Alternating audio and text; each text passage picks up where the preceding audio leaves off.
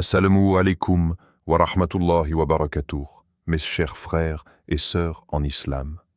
Que la paix, la miséricorde et la bénédiction d'Allah soient sur vous. Avant de commencer cette vidéo, n'oubliez pas de liker cette vidéo car cela nous donne beaucoup de force pour continuer à partager du contenu bénéfique. Et je vous invite à vous abonner à notre chaîne et d'activer la cloche de notification pour rester informé de nos prochaines publications sur la foi islamique.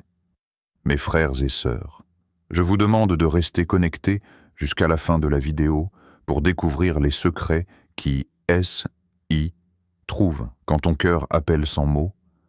Allah répond avec sa tendresse.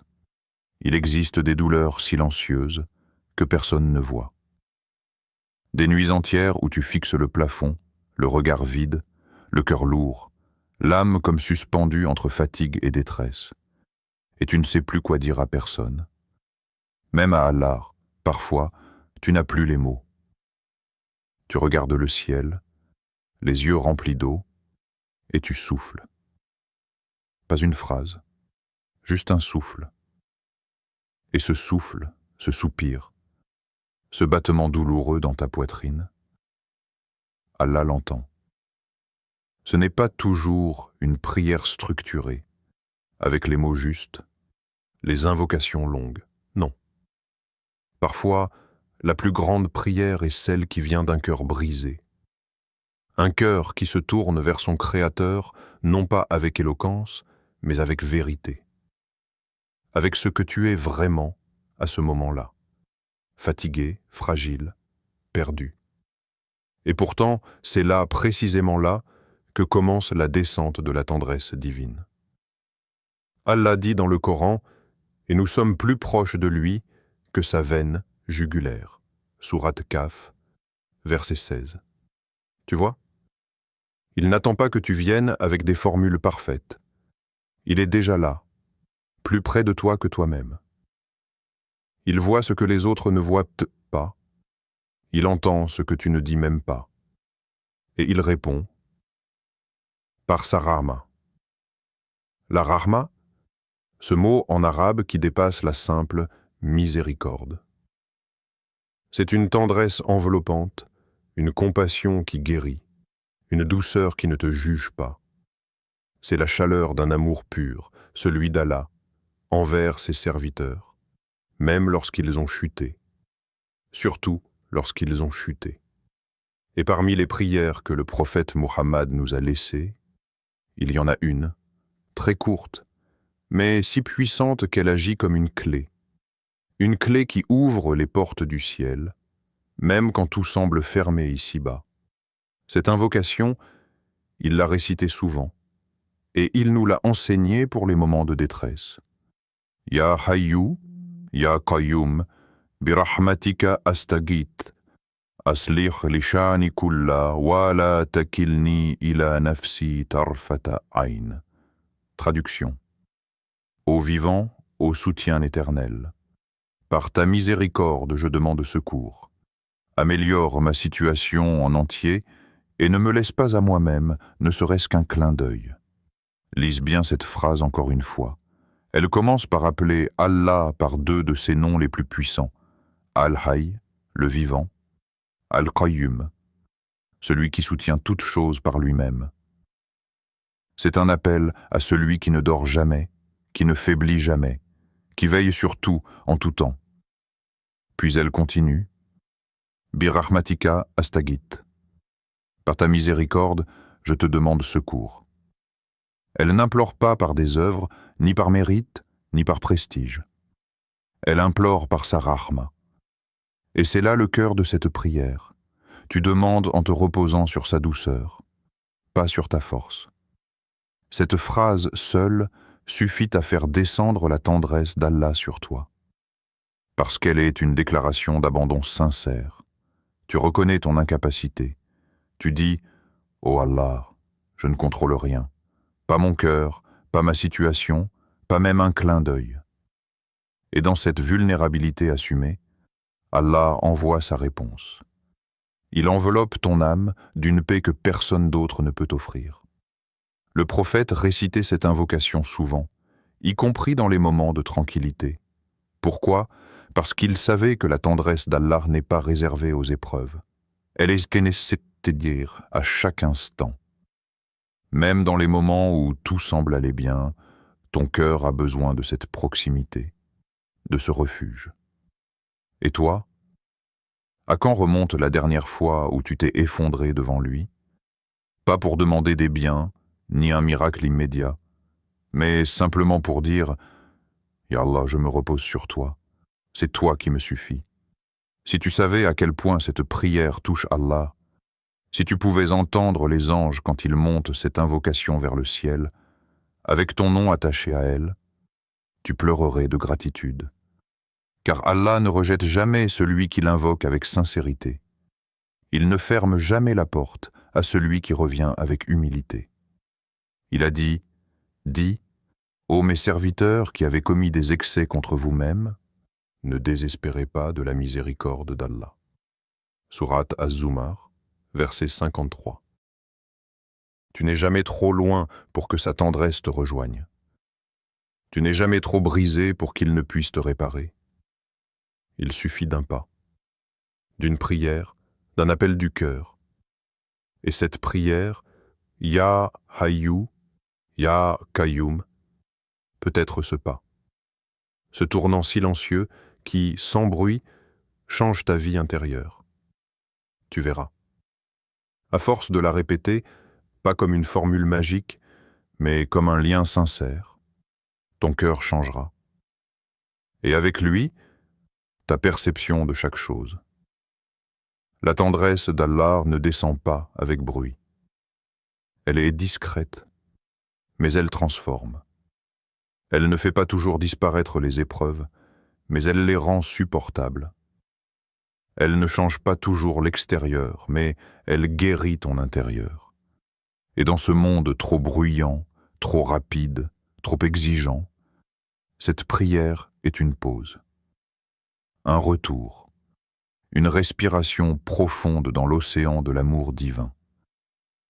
Alors ne la néglige plus, même si tu ne te sens pas digne, même si tu n'as pas la force de faire de longues invocations, dis-la, lentement, vraiment, avec le cœur, et laisse Allah te montrer ce que veut dire Rahma. Laisse le faire descendre sur toi. Sa tendresse. Les signes discrets que la tendresse d'Allah descend sur toi. Parfois, tu pries et tu ne vois rien changer. Tu parles à Allah avec les larmes, avec les frissons, avec le désir profond qu'il entende, et puis le silence. Tu ressens presque le vide. Mais ce vide, ce silence n'est jamais une absence. C'est, au contraire, le prélude discret d'une miséricorde immense que tu ne reconnais pas toujours. La tendresse d'Allah ne se manifeste pas toujours de façon spectaculaire. Elle descend comme la pluie fine sur un sol assoiffé, doucement, lentement, mais avec une puissance de vie extraordinaire. Il faut apprendre à la reconnaître. Le premier signe de la Rahma d'Allah, c'est la paix soudaine dans ton cœur. Pas une joie bruyante, non, une paix douce, comme si ton cœur s'était posé. Tu ne comprends pas pourquoi tu es plus calme. Tu ne sais pas d'où vient cette stabilité. Mais elle est là, et c'est le signe que ton appel a été entendu. Allah a mis sa main invisible sur ton âme fatiguée. Le deuxième signe, c'est que ton regard sur la vie change. Ce qui t'obsédait hier ne te pèse plus autant aujourd'hui. Les choses matérielles, les blessures, les attentes. Tu les vois avec plus de recul. Allah n'a peut-être pas encore changé la situation, mais il a changé ton intérieur. Et c'est souvent le plus grand miracle.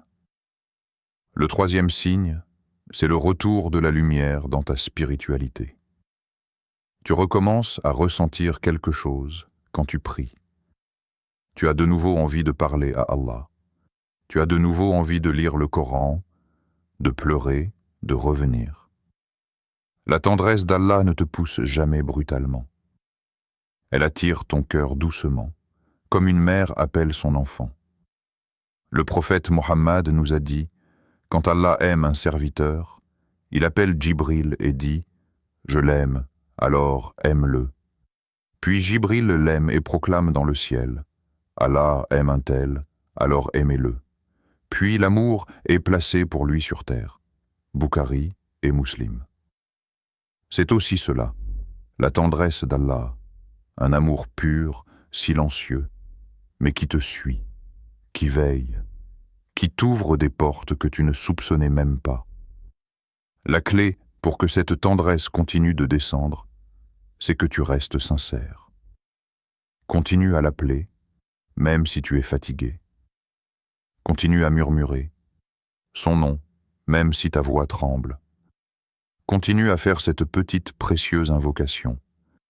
Ya Hayyu, Ya Qayyum, birahmatika astaghith, aslih li sha'ni kulla, wala takilni ila nafsi tarfata ayn.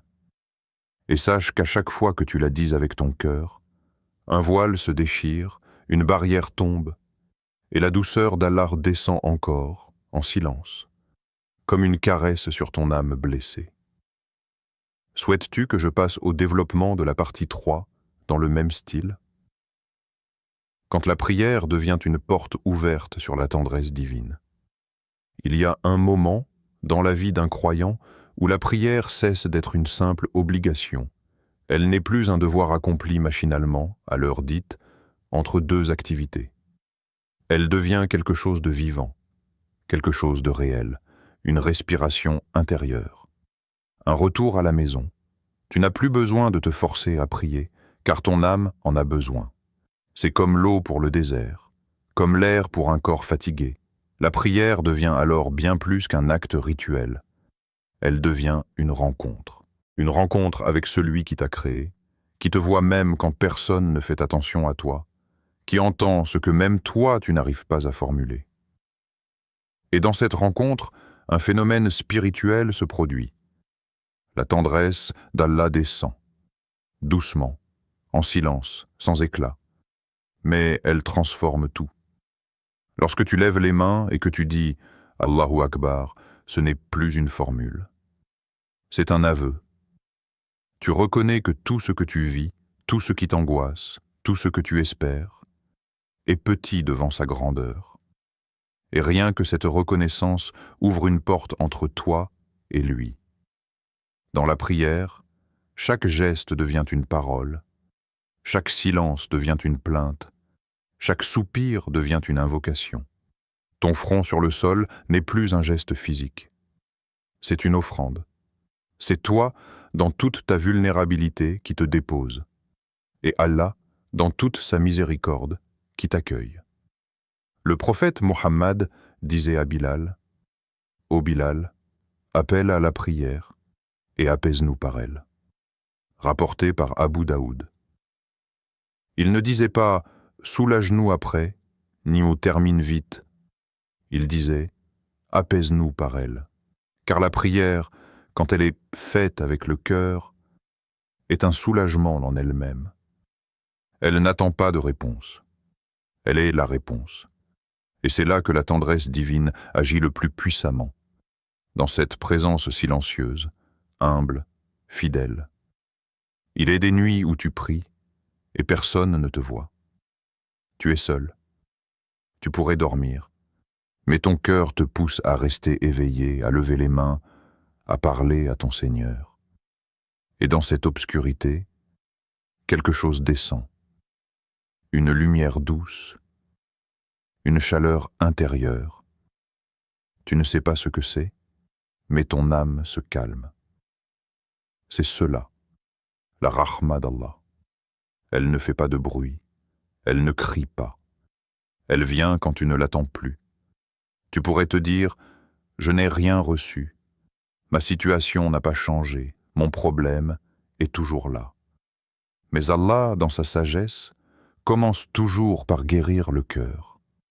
Parce qu'un cœur guéri peut traverser les épreuves sans s'effondrer. Un cœur qui ressent la tendresse divine ne se sent jamais abandonné, même au milieu de la tourmente. Allah dit dans le Coran, ceux qui croient et dont les cœurs se tranquillisent à l'évocation d'Allah. N'est-ce point par l'évocation d'Allah que se tranquillisent les cœurs? Sourate Ar-Ra'd 13-28. Ce verset est plus qu'un rappel, c'était une promesse. L'évocation d'Allah dans ta prière, dans ton silence, dans tes larmes, crée une paix intérieure que rien ni personne ne peut briser. Et plus tu te tiens debout devant Allah, plus tu t'abandonnes à lui, plus il descend vers toi avec sa miséricorde. Il ne te juge pas pour tes erreurs passées. Il ne t'éloigne pas parce que tu n'as pas été régulier, il t'attend simplement. À chaque prière, c'est comme s'il te disait « Reviens, je suis là, je ne t'ai jamais quitté ». Tu n'as pas besoin d'avoir les mots parfaits. Tu n'as pas besoin d'être un savant. Tu as juste besoin d'être sincère. Un seul soupir venu du cœur peut ouvrir des portes qu'aucune prière mécanique ne peut franchir. Certains pieux disaient « J'ai demandé à Allah et je n'ai rien vu venir, mais il a changé mon cœur, et c'est ce changement-là qui a tout transformé. » Parce que parfois, Allah ne change pas ta situation extérieure tout de suite. Il commence par reconstruire ton monde intérieur. Il t'enveloppe d'une tendresse invisible qui te permet de supporter l'inattendu, de faire face à ce qui te faisait peur, d'accepter ce qui te blessait. Dans chaque prière, il y a un secret.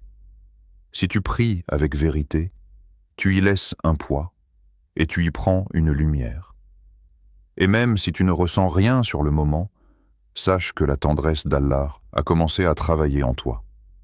Elle descend goutte à goutte comme une pluie fine sur un sol sec.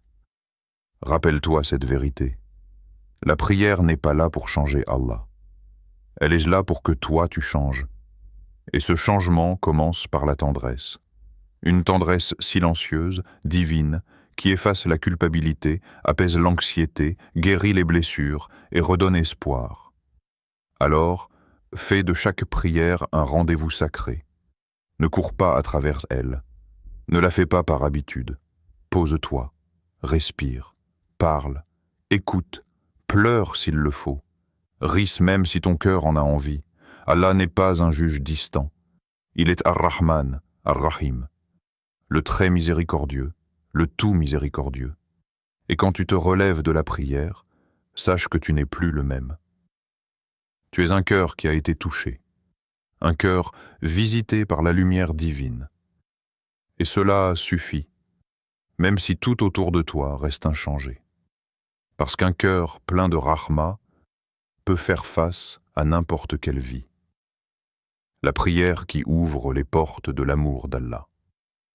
Il existe des prières qui ne se contentent pas d'être des paroles.